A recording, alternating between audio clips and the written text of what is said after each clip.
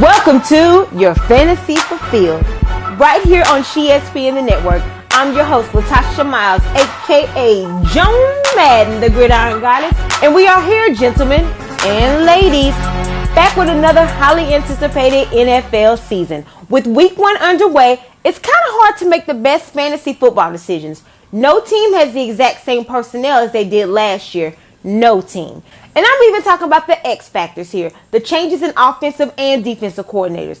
You have to factor some of that in when making your decisions as well. There's a lot of uncertainty and it's unpredictable going into Week 1. You really don't have all of your questions answered from preseason either. But hey, have no fear. Joan Madden is here with no-brainers, sleepers, and bench warmers for your Week 1 fantasy football business and pleasure. Your automatics in any leagues for quarterbacks, of course, are Aaron Rodgers at Jacksonville, Russell Wilson against Miami, and Andrew Luck versus Detroit. For running backs, you go to Todd Gurley in San Francisco, Adrian Peterson in Tennessee, and Lamar Miller versus Chicago. At wide receivers, you definitely go with Antonio Brown against Josh Norman. Against the Redskins, Odell Beckham in Dallas, Julio Jones against Tampa. Now, I wanted to put AJ Green in with my top 3 on these wide receivers as well, but he's going against the Jets. Now, definitely start him, but his matchup is not as favorable as the other 3 guys I just mentioned. Your best bet at tight ends are Travis Kelce versus San Diego and Jordan Reed on Monday night against the Steelers. Defensive squads with the best matchups are Seattle against Miami, Houston against Chicago, and the Rams in San Francisco. Going a little deeper in strategy, here's a sleeper. If you have Tyrod Taylor, start him at Baltimore. Now, this is not your Ray Lewis defense still down in Baltimore. And Taylor flew under the radar last year when he was injured, and they lost 2 games that he didn't start and was sidelined as a result. He's a dual threat, and in 2015, his production per dropback were terrific. I know that there's some apprehension going into this Jimmy Garoppolo era while Tom Brady is suspended the first 4 games, and he's going to Arizona the first week. Yes, I get that it's on the road, and the Honey Badger is back in the secondary coming off of injury, but let me remind you that Matt Castle went 11-5 in this Bill Belichick system back in 2008 when Tom Brady was sidelined for the entire season after he was injured by Bernard Pollard. And what did Matt Castle do after his departure from New England? Yeah, that part. Exactly. So the system won't allow Jimmy Garoppolo to fail. New England loses that game, but Garoppolo puts up satisfactory numbers for your fantasy stats. And speaking of players named Jimmy, start Jimmy Graham from Seattle against Miami Week 1 as well. Hey, I know he ended up on the back of a milk carton last season doing his first year with the Seahawks after being a legitimate number 2 receiver after Gronkowski. But Sunday, September the 11th, 2016 begins Graham's comeback trail. I want to throw Dak Prescott into this conversation as well. Yes, he's a rookie. Yes, they're playing against the Giants team who has revamped their defense in free agency. But Dak has one of the best offensive lines in the NFL. And he's playing with my boo, Dez Bryant, who has anointed him. And I'm sure that he will bail out the young quarterback as well. Plus, he also has the old reliable one, tight end Jason Witten, and a reestablished running game with Alfred Morris and fellow rookie Ezekiel Crop Top Elliott. As for the players you don't want to start for Week 1, if Ryan Tannehill is your quarterback, run for cover. That game is in Seattle with that 12th man, that loud crowd, and I know he has Adam Gase as his head coach now, but the Seahawks have the original Legion of Boom back in action as Brandon Browner reunited with the former Super Bowl champs, and I expect them to return to that form. Also, try to avoid Alshon Jeffrey if you can. Jay Cutler is still their quarterback, and he lost his offensive coordinator Adam Gase, who's now Miami's head coach, as I previously mentioned, and they play in Houston. And that will be a tough matchup for Cutler to get the ball to Jeffrey, or anyone for that matter, especially with the electric J.J. Watt and Clowney coming off the edges with pressure. Plus, Jeffrey has a nagging, unpredictable hamstring injury that makes it hard to truly figure him out. You might even want to consider trading him in the first quarter of the season if you can. Thank me later. No, as a matter of fact, thank me now. Also, I would bench Coby Fleener this week.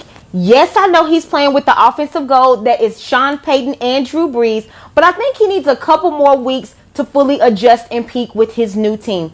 Plus, the Saints are playing against Oakland this week, and they actually have the personnel to keep Fleener in check. And I think that Brees will give more looks to Brandon Cooks anyway. Now, this is one straight from my Facebook page from Jermaine Ty. He hit me up at Latasha Joan Madden Miles, which you should do the same. Definitely send me a request. Again, the name is Latasha Joan Madden Miles. But anyway, back to fantasy football business. Mr. Ty asked me to evaluate his team. Now take a good look at his team as it scrolls up and down the screen for you. Get a really good look at it. Oh yeah. You see his team? See his full roster? You see the issue here, right? His running backs. All right? So I asked him two things. What other running backs are available in your league? And he responded with DeAngelo Williams, Matt Forte, and Frank Gore. Secondly, I asked Mr. Ty, why in the world do you have 3 quarterbacks? His quarterbacks are Aaron Rodgers, which the Packers have a bye during week 4, Ben Roethlisberger, which the Steelers have a bye during week 8, and Andy Dalton, which the Bengals have a bye on week 9. So right there, all 3 of these quarterbacks have different bye weeks. So you really don't need to have 3. You just need to keep 2 of those quarterbacks, Mr. Ty. And if I were you, I would go with Aaron Rodgers, rock with him all season except week 4, then put Ben Roethlisberger in consequently. Plus, Ben gets Le'Veon Bell back that week. So that's going to help his stats as well. Drop Andy Dalton. And I have several reasons why you should. Yes, I know they refer to Andy Dalton as the Red Rifle, but this season he's going to decline and become the Rouge Water Gun. Reason being, his former offensive coordinator over the past 2 years, Mr. Hugh Jackson, is gone on to Cleveland. He's now the head coach of the Browns. So Andy's going to have to readjust to a new offensive coordinator, new schemes, his nuances. He's going to have to change all of that. So disadvantage for you there by keeping Dalton. The other thing, Andy Dalton lost his number 2 and number 3 receivers, Mohamed Sanu and Marvin Jones, to the Atlanta Falcons and the Detroit Lions in free agency, respectively.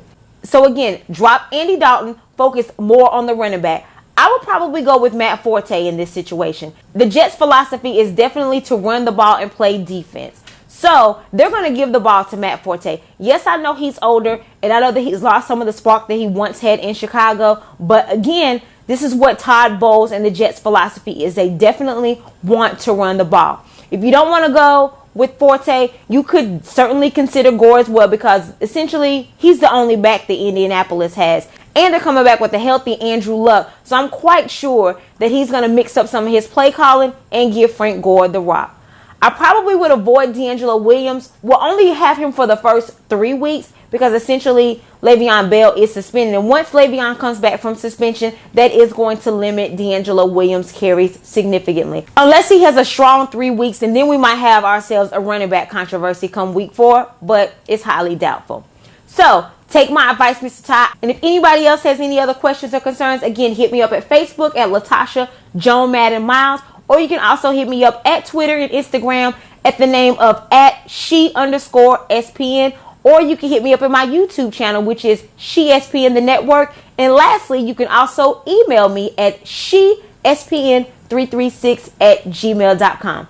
All right, so NFL season is underway. Week 1 is underway. That's your first episode of your Fantasies Fulfilled. Thanks for tuning in so much again to SheSPN the Network. Good luck this week to everyone. And again, NFL, we welcome you back and we missed you. What's going on, good people? It's your girl again, Latasha Miles, a.k.a. Joan Madden, the Gridiron Goddess. Make sure you follow me on Twitter and Instagram at she_SPN and at Facebook at Latasha Joan Madden Miles. And subscribe to my YouTube channel, which is SheSPN the Network. Hey, I'm kind of a big deal. You know, I'm a little bit cute, got some beauty, got some brains. That way on that channel, you'll be able to see the interviews that I've done, some of the famous people that I've worked with, the projects I've worked on, things of that nature.